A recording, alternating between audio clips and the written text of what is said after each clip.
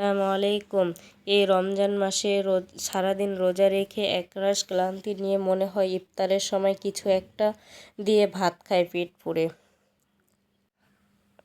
আমার এই রেসিপি দিয়ে নিমিষে এক প্লেট ভাত খাওয়া যাবে। নিয়ে নিয়েছি লাউয়ের পাতা। লাউয়ের পাতাগুলোকে ভালোভাবে সিদ্ধ করে নিব।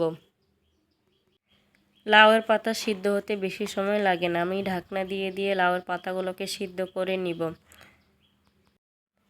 লাউয়ের পাতাগুলো সিদ্ধ হয়ে গিয়েছে। লাউয়ের পাতাগুলোকে একটু চেপে চেপে পানিটা বের করে নিব। পানিগুলো শুকিয়ে গিয়েছে, এবার নামিয়ে নিব লাউয়ের পাতাগুলোকে। এবার ফ্রাই প্যানটা পরিষ্কার করে দিয়ে দিচ্ছি অল্প কিছু তেল, কাঁচামরিচ, পেঁয়াজ ও রসুন।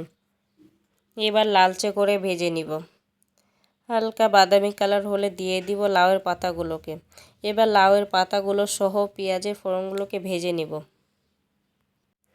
ভাজা হয়ে গিয়েছে, এবার নামিয়ে নেব। এবার শিলপাটাতে বেটে নিব। দিয়ে দিচ্ছি পরিমাণ মতো লবণ। চাইলে আপনারা ব্লেন্ডারও করতে পারেন। এবার ওপর থেকে দিয়ে দিব সরিষার তেল। সরিষার তেলটা ভালোভাবে মাখিয়ে নিব।